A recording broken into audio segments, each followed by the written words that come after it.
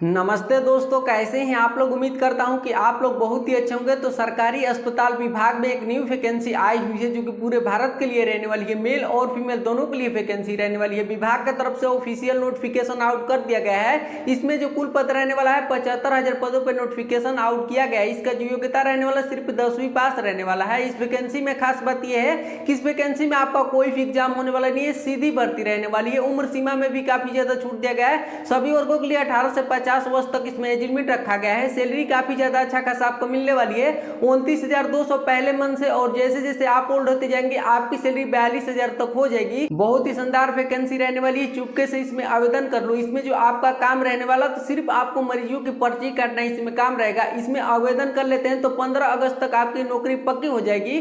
बहुत ही बेस्ट नौकरी रहने वाली है, बहुत ही शानदार नौकरी रहने वाली है। आपको आवेदन करने के लिए साइबर कैफ पे जाना नहीं पड़ेगा। मैं आपको इस वीडियो में ही बता दूंगा कि अपने ही फोन से आप लोग आवेदन कर लेंगे। आवेदन करने के लिए क्या क्या डॉक्यूमेंट की रिक्वायरमेंट रहने वाली है, इस वैकेंसी का पूरा सिलेक्शन प्रोसेस का नोटिफिकेशन पे ले जाके आपको A to Z जानकारी देने वाला हूं। तो वीडियो में आगे बढ़े आपसे एक छोटा सा रिक्वेस्ट है कि अगर आप इस चैनल पर नए हैं तो प्लीज हमारे चैनल को सब्सक्राइब करके साथ में बेल आइकन को प्रेस कर लीजिए ताकि हमारी कोई भी ऐसी लेटेस्ट अपडेट आए आपके पास सूचना मिलती रहे। हाँ तो चलिए फुल वीडियो को वॉचिंग करिए। भर्ती के बारे में A to Z जानकारी आप लोग समझिए। आप लोग देख सकते हैं सरकारी अस्पताल भर्ती 2026। देखिए इस वैकेंसी के बारे में पूरा सिलेक्शन प्रोसेस आपको बताने वाला हूं। आप लोग देख सकते हैं इस वैकेंसी में कोई परीक्षा नहीं होगी। इस वैकेंसी में आपका किसी प्रकार का एग्जाम होने वाला नहीं है। सैलरी आप लोग देख सकते हैं 29,000 से लेके आपको क्या तो 42,000 आपकी सैलरी यहाँ पे मिलने वाली है। देखिए इस वैकेंसी के बारे में पूरा सिलेक्शन प्रोसेस आपको बता के तब मैं आपको बीच में बताऊंगा कि कैसे आपको ऑनलाइन आवेदन कैसे करना है। आपको अधिकारिक वेबसाइट पे जाके कैसे आपके पास एप्लीकेशन फॉर्म आएगा, कैसे आपको फिलअप करेंगे। आप लोग मेरी स्क्रीन पे देख सकते हैं यही एप्लीकेशन फॉर्म रहने वाला है। सिंगल आपको फिलअप करना है और आपकी क्या तो 15 अगस्त तक आपकी नौकरी यहाँ पे 100% यहाँ पे पक्की हो जाएगी। बहुत ही कम समय बचा हुआ है। तो ये वीडियो को अभी आप लोग देख रहे हैं तो थोड़ा सा अपना कीमती समय निकाल के इसको स्टेप बाय स्टेप आप लोग समझ के आप लोग इसमें आवेदन कर लीजिए। 100% आपको इस वैकेंसी में आपकी नौकरी पक्की हो जाएगी। जो आपको नौकरी मिलेगी अपने ही जिला के सदर अस्पताल में आपको नौकरी मिलने वाली है। बहुत ही शानदार नौकरी रहने वाली है। पूरा डिटेल से आपको बता रहा हूँ। थोड़ा सा अपना यहाँ पे समय दे दीजिए, आपकी लाइफ यहाँ पे बन जाएगी। देखिए क्या तो वीडियो में आगे बढ़े। देखिए क्या तो हु कैन अप्लाई, मतलब इस वैकेंसी में कौन कौन लोग आवेदन कर सकते हैं। तो आप लोग देखिए क्या तो male and female all India candidates, मतलब आप पूरे भारत में किसी भी राज्य से हो, चाहे आप मेल हो या फीमेल हो, आप इस वैकेंसी में इजीली आवेदन कर सकते हैं। देख सकते हैं सभी राज्यों के लिए, सभी महिला पुरुष दोनों के लिए वैकेंसी रहने वाली है। बात करें क्या तो अप्लाई मोड की बात करें, किस वैकेंसी में आपका अप्लाई मोड की क्राइटेरिया क्या रहने वाला है। तो आपको क्या तो आपको ऑनलाइन के माध्यम से यहाँ पे आवेदन करना है। आप लोग देख सकते हैं आपको ऑनलाइन के माध्यम से यहाँ पे आवेदन करना है। कैसे करना है ये मेरी जिम्मेवारी है, मैं आपको बताऊंगा कि कैसे आपको ऑनलाइन आवेदन करना है। देखिए बात करें क्या तो कुल पद की बात करें किस वैकेंसी में टोटल पोस्ट कितना रहने वाला है। तो ऑफिशियल नोटिफिकेशन के साफ तौर पर बताया गया ऑफिशियल नोटिफिकेशन में कि 75,000 प्लस पदों पे नोटिफिकेशन आउट किया गया, जो कि मैं आगे पूरा ऑफिशियल नोटिफिकेशन पे ले जाके आपको step by step application form को फिलअप करके आपको बताऊंगा।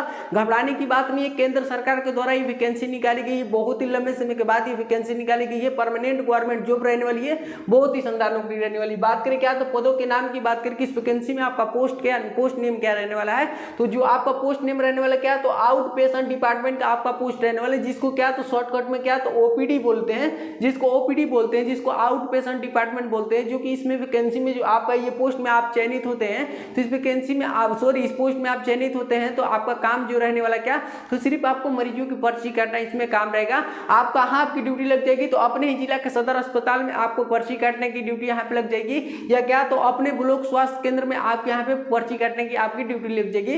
बहुत ही शानदार नौकरी रहने वाली। अगर इस वैकेंसी में अपना सिलेक्शन ले लेते हैं तो आपको सिर्फ क्या तो मरीजों की पर्ची काटना इसमें आपका काम रहेगा। आपको एसी वाले काउंटर में रह के आपको क्या तो मरीजों की पर्ची काटना है। बहुत ही शानदार नौकरी रहने वाली है। और सैलरी देख रहे हैं काफी ज्यादा अच्छा खासा रहने वाली है। अपने ही मतलब डिस्ट्रिक्ट में अपने ही ब्लॉक स्तर पे ये आपकी जॉब मिल रही है। ऐसी वैकेंसी बार बार नहीं आती है। चुपके से आपको इसमें फॉर्म भरना है। आप लोग देखिए कैसे फिलअप करना है पूरा डिटेल से आपको बताऊंगा। बहुत शानदार नौकरी रहने वाली है। आप लोग देख लिए पोस्ट कौन सा रहने वाला है तो आउट पेशेंट डिपार्टमेंट का यहाँ पे पोस्ट रहने वाला है। बात करें क्या इस वैकेंसी में आपकी शैक्षणिक योग्यता की मांगी गई है। ये आपका एजुकेशन क्वालिफिकेशन की क्राइटेरिया क्या रहने वाला है तो सिर्फ आपने क्या तो 10वीं पास कर रखे हैं। आपने क्या तो सिर्फ 10वीं पास कर रखे हैं तो आप इस पोस्ट में इजीली आवेदन कर सकते हैं। आप ये भर्ती में इजीली आवेदन कर सकते हैं। देखिए आपके सिर्फ यहाँ पे 10वीं पास मांगा गया है, आप लोग देख सकते हैं। लेकिन आपके पास और भी एक्स्ट्रा क्वालिफिकेशन है, जैसे कि आपने 12वीं भी पास कर रखे हैं, 12वीं भी पास कर रखे हैं, या आपके पास क्या तो स्नातक की डिग्री भी है, तभी भी आप लोग के लिए और भी यहाँ पे हेल्पफुल रहने वाला है। जितना आपका ज्यादा क्वालिफिकेशन रहेगा उतना ज्यादा इस वैकेंसी में आपको मतलब सिलेक्शन लेने का ज्यादा इसमें चांस चांस रहेगा। बात लोग समझ गए। तो बहुत ही शानदार नौकरी रहने वाली, जितना आपका ज्यादा क्वालिफिकेशन उतना यहाँ पे इस पोस्ट में लगा सकते हैं, ये भर्ती में लगा सकते हैं। बात करें क्या, तो उम्र सीमा की बात करें कि इस वैकेंसी में आपका एज लिमिट क्या मांगा गया है, तो एज लिमिट काफी ज्यादा छूट दिया गया, एज लिमिट में काफी ज्यादा छूट दिया गया है। देखिए जो आपका एज लिमिट रहने वाला क्या, तो 18 साल से क्या तो 50 वर्ष तक, 18 से क्या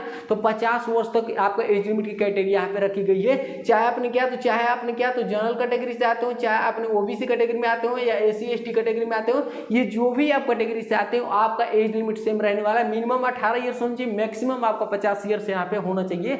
बहुत ही शानदार नौकरी रहने वाली है, बहुत देखिए क्या ये मैं कह रहा हूँ उम्मीद से कि मतलब पूरा मेरे को मतलब कि ये जो 2026 की भर्ती है ऐसी भर्ती अभी तक आई नहीं है। बहुत ही शानदार नौकरी रहने वाली है। देखिए बात करें क्या आवेदन फीस की बात करें कि इस वैकेंसी में आपका एप्लीकेशन फी क्या रहने वाला है, तो जो वैकेंसी में एप्लीकेशन फी रहने वाला क्या, तो नो फीस, वैकेंसी में आपको 1 रुपये भी नहीं लगने वाला है। आपको ये भर्ती में आपको आवेदन करते समय 1 रुपये भी नहीं लगेगा, आपको निःशुल्क आवेदन करना है, निःशुल्क आपकी नियुक्ति रहने वाली है डिपार्टमेंट में। बहुत शानदार नौकरी रहने वाली है। देखिए क्या, तो देखिए भर्ती में बहुत लोग कहेंगे कि मतलब कि मैं ये पर्ची काटने की मतलब पोस्ट में लगूँ, क्या है कि अपना यहाँ पे पोस्ट में अपना सिलेक्शन ले लो और आगे का अपना पढ़ाई भी करते रहना, आप लोग दरोगा कलेक्टर बनना। लेकिन क्या है कि यहाँ से आपको इनकम आने लगेगी, अपना खर्चा खुद निकाल सकेंगे, आपने क्या है कि अपनी पढ़ाई खुद कर सकेंगे, घर वालों पे डिपेंड आपको होना नहीं पड़ेगा। इसके बाद बात करें कि इस वैकेंसी में कोई परीक्षा नहीं होगी, इस वैकेंसी में नो एग्जाम, इस वैकेंसी में क्या, तो इस वैकेंसी में नो एग्जाम, इस वैकेंसी में आपका किसी प्रकार का एग्जाम होने वाला नहीं है। आपके मन में डाउट होगा कि जब इस वैकेंसी में एग्जाम नहीं होगा तो मेरा सिलेक्शन कैसे होगा।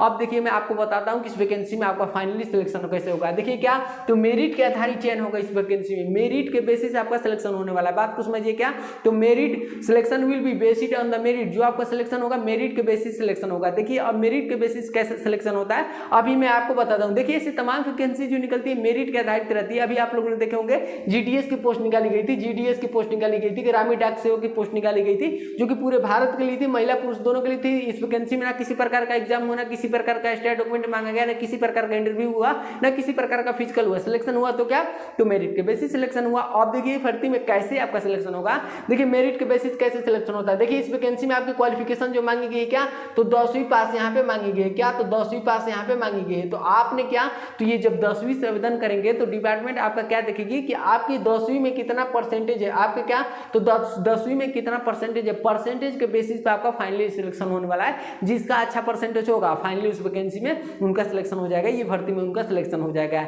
ऐसे ही आपने क्या, तो 12th जब आवेदन करेंगे 12th भी लगाएंगे तो 12th का भी यहाँ पे क्या, तो फाइनली यहाँ पे सिलेक्शन होगा।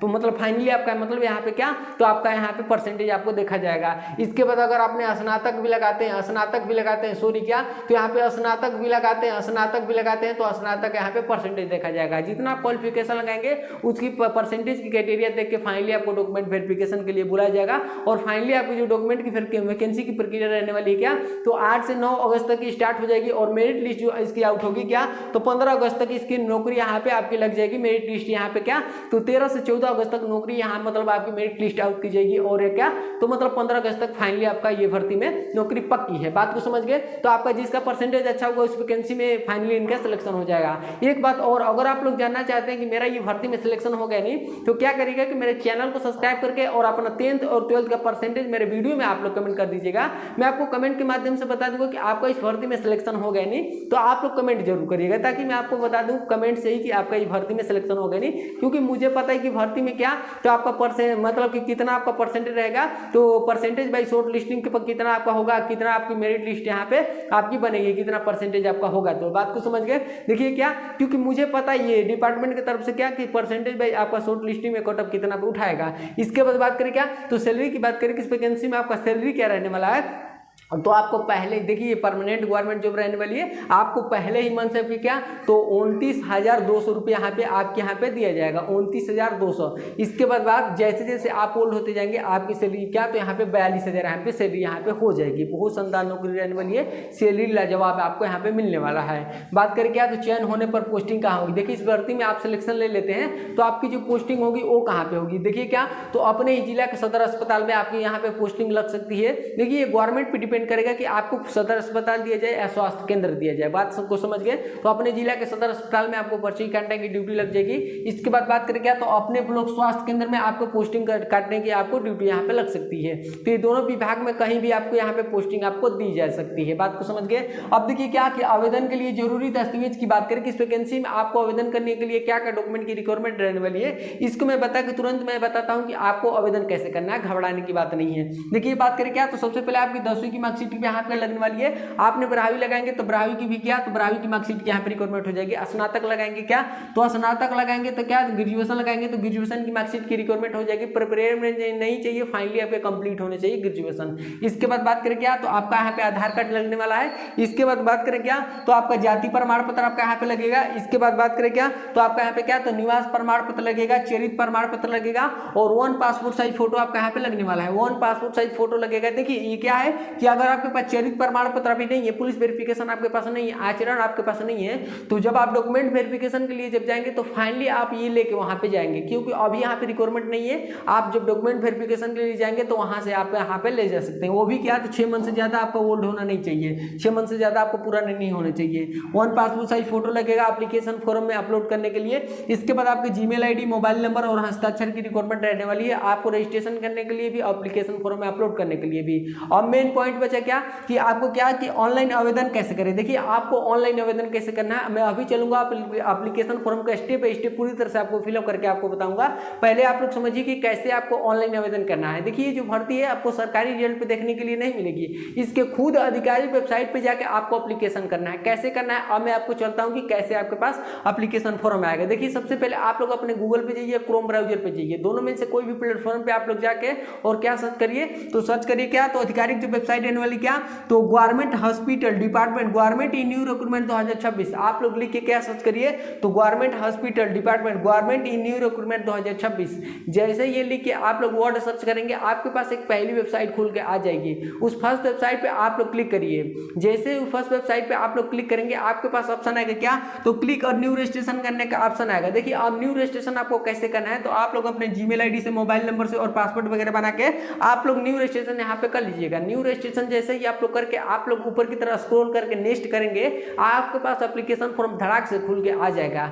मैं अब चलता हूँ उस एप्लीकेशन फॉर्म का पूरी तरह से आपको स्टेप बाय स्टेप फिलअप करके आपको बता रहा हूँ, अच्छे से उसको समझिएगा। आप लोग देख सकते हैं यही एप्लीकेशन फॉर्म रहने वाला है। आप लोग ऊपर में देख सकते हैं government hospital recruitment 2026 out patient department OPD application form आप लोग देख सकते हैं। देखिए ये फॉर्म थोड़ा सा लंबा है लेकिन मैं पूरा आपको स्टेप बाय स्टेप फिलअप करके आपको बता रहा हूँ। थोड़ा सा अपना समय देके यहाँ पे अच्छे से आप लोग फिलअप करिएगा, मेरे को जैसे बता लूंगा वैसे आप लोग समझ के फिलअप करिएगा। देखिए सबसे पहले आपको क्या, तो यहाँ पे पासपोर्ट साइज फोटो आपको अपलोड कर लेनी है। इसके बाद देखिए यहाँ पे बताया गया क्या, तो पर्सनल डिटेल्स की बात कहा गया है। देखिए इसमें सबसे पहले आपको क्या, तो फुल नेम आपको फिलअप करना है जो कि इन ब्लॉक लेटर में आपको फिलअप करना है। आप लोग इंग्लिश में ही फिलअप करिएगा, आपको यहाँ पे नेम अपना फिलअप कर देना है। यहाँ पे देखिए फादर हस्बैंड नेम की बात कहा गया है। देखिए यहाँ पे क्या है कि लड़कियाँ बहुत कंफ्यूज हो जाती हैं कि यहाँ पे कैसे बनना है, तो जितने भी लड़के होंगे वो अपने पापा का नेम फिलअप करेंगी और जितनी भी लड़कियां होंगी, अगर जो लड़की अनमैरिड होगी और जो लड़की मैरिड होगी वो क्या करेगी, जो लड़की की शादी हो गई होगी वो अपने हस्बैंड का नेम फिलअप करेगी और जो लड़की की शादी नहीं हुई होगी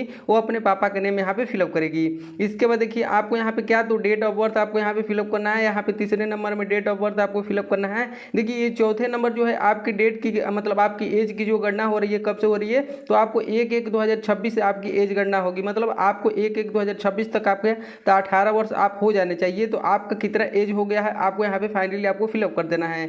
इसके बाद देखिए यहाँ पे बताया गया क्या, तो जेंडर मतलब कि आप मेल हैं या फीमेल है, तो आप मेल होंगे तो फाइनली आपको मेल पे क्लिक कर लेना है, फीमेल होंगी तो फीमेल पे क्लिक कर लेंगी। इसके बाद देखिए कैटेगरी की बात कहा गया है 6 नंबर में। देखिए कैटेगरी आप कौन से कैटेगरी से आते हैं, जनरल कैटेगरी से आते हैं कि ओबीसी कैटेगरी से आते हैं कि SC ST EWS कैटेगरी से आते हैं। जो आप कैटेगरी से आते हैं फाइनली उस पर आपको क्लिक कर लेना है बस। अब देखिए यहाँ पे क्या, तो 7वें नंबर में आपको यहाँ पे इंडिया आपको सिलेक्ट भर देना है, आपको इंडिया भर देना है। इसके बाद रिलीजन की बात कहा गया है। रिलीजन मतलब धर्म, आप कौन से धर्म से, हिंदू धर्म से कि ईसाई धर्म से, आप जो धर्म से होंगे अपना धर्म यहाँ पे फिलअप कर लीजिएगा। इसके बाद देखिए 9 नंबर में बताया गया है मोबाइल नंबर की बात कहा गया। मोबाइल नंबर आपको यहाँ पे फिलअप करना है, मोबाइल नंबर। इसके बाद जीमेल आईडी आपको यहाँ पे फिलअप करना है। देखिए मोबाइल नंबर और जीमेल आईडी वहीं आपको फिलअप करना है जो आपके मोबाइल में यूज होता है कि किसी प्रकार से विभाग से नोटिस सेंड किया जाए तो आपको आसानी पूर्वक से पता चल जाए। इसके बाद देखिए यहाँ पे एड्रेस की बात कहा गया है, यहाँ पे परमानेंट एड्रेस की बात कहा गया है, इसको आप लोग समझिएगा। देखिए देखिए यहाँ पे ये सबसे पहले वाले एड्रेस में क्या फिलअप करना है, जैसे कि आप मान लीजिए कि बिहार से हैं और जाके मतलब दिल्ली में पढ़ाई कर रहे हैं, तो आप अपने दिल्ली का एड्रेस यहाँ पे फिलअप करिएगा। ये परमानेंट एड्रेस यहाँ पे नहीं फिलअप करना है, आप जहाँ रह रहे हैं अभी प्रेजेंट में वहाँ का आपको एड्रेस फिलअप करना है। तो वहाँ का एड्रेस फिलअप कर लीजिएगा, वहाँ का सिटी भर लीजिएगा, इसके बाद डिस्ट्रिक्ट आप लोग वहाँ का भर दीजिएगा, पिन कोड वहाँ पे भर दीजिएगा। क्यों इसलिए भरना है, क्योंकि क्या है कि किसी प्रकार से विभाग से आपके पास मतलब नोटिस भेजे जाए तो आपके पास क्या है कि वहाँ पे आपके पास पहुँचे, मतलब आपको जहाँ परमानेंट एड्रेस है वहाँ पे ना जाए। लेकिन यहाँ पे क्या, तो परमानेंट एड्रेस भी यहाँ पे फिलअप करना है। देखिए क्या, तो परमानेंट एड्रेस यहाँ पे आपको फिलअप करना है। देखिए परमानेंट एड्रेस आप लोग जो आपके आधार कार्ड पे एड्रेस है वो आपको यहाँ पे फिलअप कर लेना है। इसके बाद आपका सिटी कौन सा है, डिस्ट्रिक्ट कौन सा है, पिन कोड क्या है, आपको यहाँ पे फिलअप कर लेना है। इसके बाद देखिए यहाँ पे क्या बताया गया है, तो पोस्ट डिटेल्स की बात कहा गया। देखिए यहाँ पे पोस्ट डिटेल्स की बात कहा गया है। देखिए इसको कैसे फिलअप करना है, तो पोस्ट अप्लाइड फॉर, आपको जानते ही हैं कि एक पोस्ट भी वैकेंसी निकली है क्या, तो आउट पेशेंट डिपार्टमेंट। तो आपको यहाँ पे क्या, तो ये तो खुद ही लिख दिया है, तो आप भी यहाँ पे क्या, तो शॉर्टकट में भी लिख सकते हैं, ओपीडी लिख सकते हैं यहाँ पे। इसके बाद डिपार्टमेंट जो आपका रहने वाला है, ओपीडी का यहाँ पे डिपार्टमेंट रहने वाला है। इसके बाद आपको ये दोनों को छोड़ देना है। जब आप सबमिट करेंगे तो ये खुद डिपार्टमेंट की तरफ से ये यहाँ पे ले लेगा। अब देखिए यहाँ पे बता दूं, यहाँ पे देखिए एजुकेशन क्वालिफिकेशन की बात कहा गया है। एजुकेशन क्वालिफिकेशन देखिए कैसे आपको फिलअप करना है, तो यहाँ पे देखिए आप लोग घबराइएगा मत कि एजुकेशन क्वालिफिकेशन तो इतना बताया गया है, ग्रेजुएशन तक बताया गया है, ऐसा कुछ नहीं। अगर आपके पास जो क्वालिफिकेशन है, जो क्वालिफिकेशन आपके पास, वो आप यहाँ पे लगा सकते हैं। जैसे कि आपने 10th पास किए हैं तो 10th से आप लोग जब आवेदन करेंगे तो यहाँ पे आपको सबसे पहले वाले बॉक्स में क्या भरना है, देखिए यहाँ पे बोर्ड यूनिवर्सिटी की बात कहा गया है।